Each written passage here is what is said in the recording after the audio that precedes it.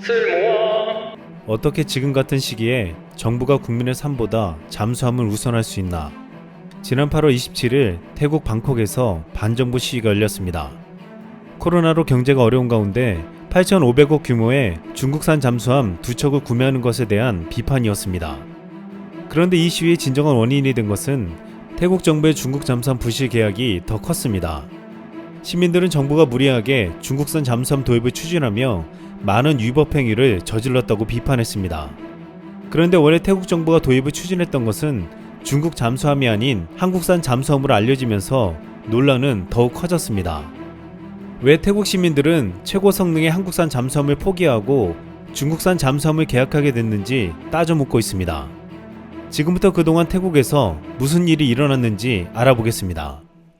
태국은 2차 세계대전에서 미국 잠수함의 놀라운 위력을 지켜보면서 오랫동안 잠수함을 동경해왔습니다.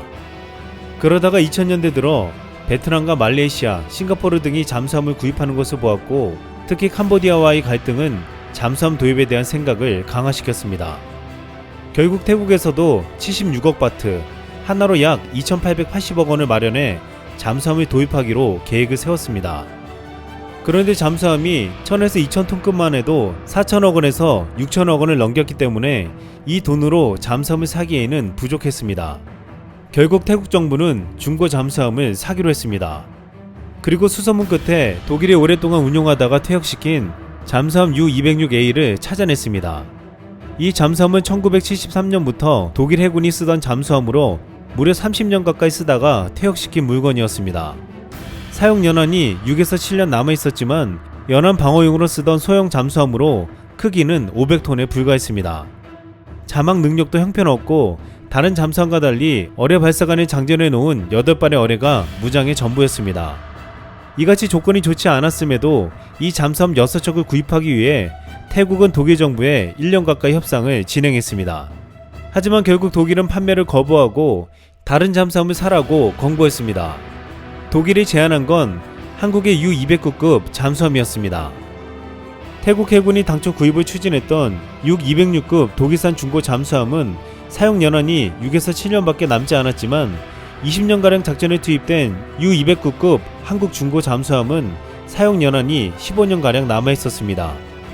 한국이 보유한 U-209급 잠수함은 대한민국 최초의 잠수함으로 장보고함이라 불렸는데 그동안 놀라운 성능을 인정받으며 엄청난 활약을 해온 것으로 많이 알려져 있었습니다.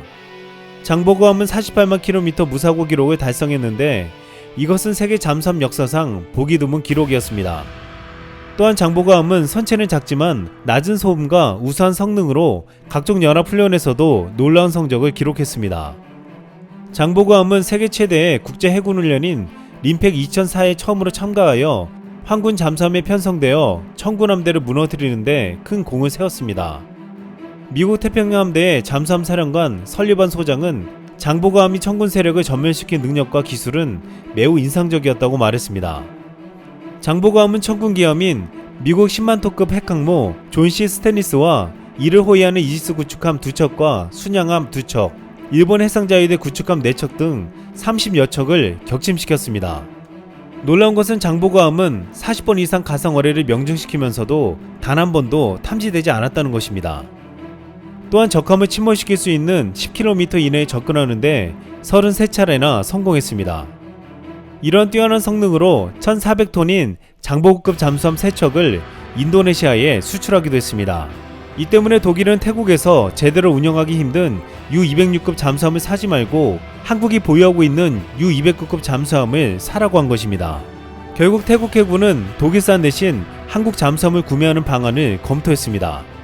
이 잠수함을 도입하기 위해 독일과 한국의 해군 장교를 파견해 잠수함 운용 교육을 받게 하기도 했습니다. 태국은 한국산 U-209급 잠수함 2척을 도입할 구체적인 계획을 세우면서 이전보다 예산이 훨씬 늘어난 400억 바트, 하나로 1조 4,516억 원이 필요해졌습니다.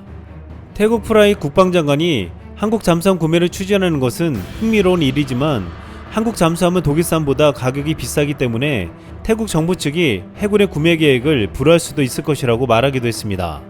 그럼에도 한국산 잠수함은 태국이 선택할 수 있는 가장 좋은 잠수함으로 도입이 긍정적으로 고려되었습니다. 그런데 2014년 5월 모든 것이 바뀌었습니다. 태국에서 육군사령관 프라잇 짜오차가 쿠데타로 권력을 잡았기 때문입니다.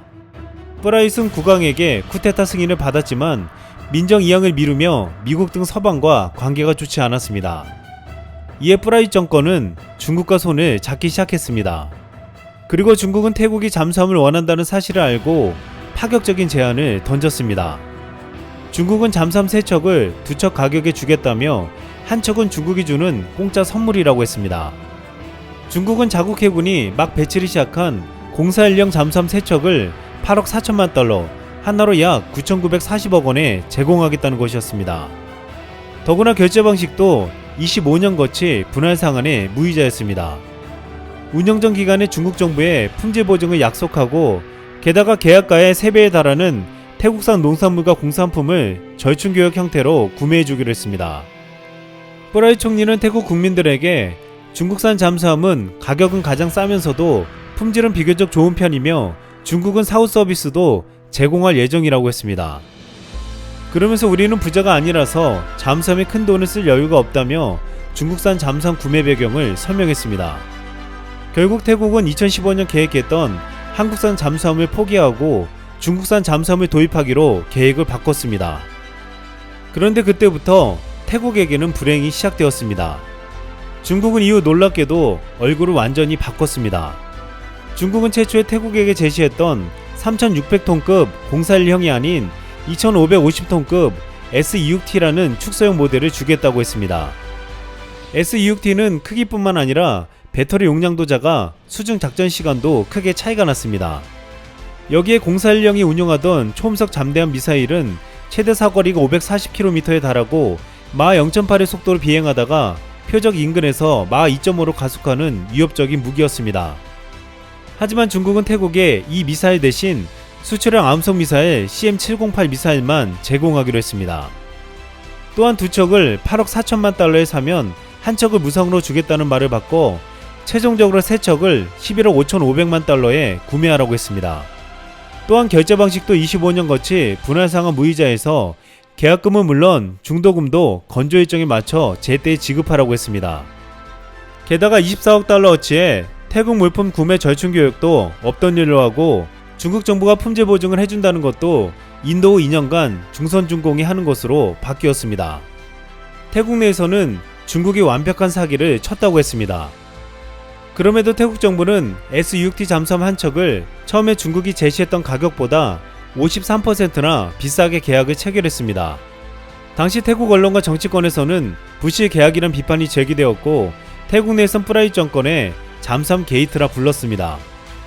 이후 태국 내에서 비판이 거세지자 프라잇 총리는 성명을 내고 계약에 문제가 있었던 것 같다며 대금이 전부 지급된 한 척을 제외하고 나머지 2척의 도입을 무기한 연기한다고 밝혔습니다. 그럼에도 이후 태국 정부는 중국의 LPD형 상륙함 한 척과 중국제 전차 49대를 계약했습니다.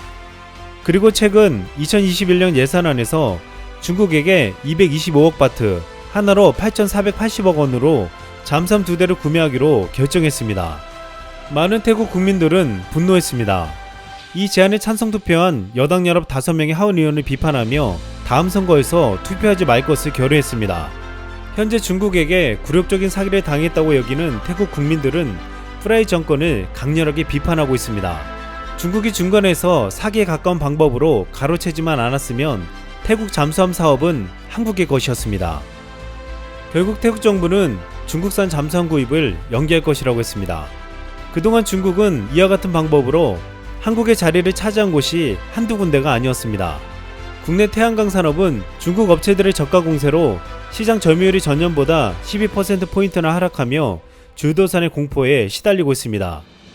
특히 조선업과 스마트폰 등에서도 중국은 저가 공세로 우리를 유업했습니다. 하지만 중국이 저가 공세로 거세게 추격해올 때 우리는 기술로서 승부했습니다. 최근 한국 조선업은 2달째 중국을 제치고 세계 선박 수준 1위를 지키며 고부가가치 선박을 싹쓸이하고 있습니다. 한때 한국을 이기고 1위를 차지했던 중국은 LNG 추진선을 수주해 기술 부족으로 납품이 지연되면서 신뢰를 잃었고 이로 인해 한국 조선업에 대한 신뢰는 더욱 높아졌습니다. 또한 삼성전자의 스마트폰 1위 자리를 위협했던 중국 화웨이는 최근 미국 제재로 인해 스마트폰 시장에서 퇴출될 위기에 놓여 있습니다. 한국은 정당한 방법으로 기술 개발과 연구에 집중하며 앞으로 중국이 따라올 수 없는 격차를 벌리려고 하고 있습니다. 이상 쓸멍이었습니다.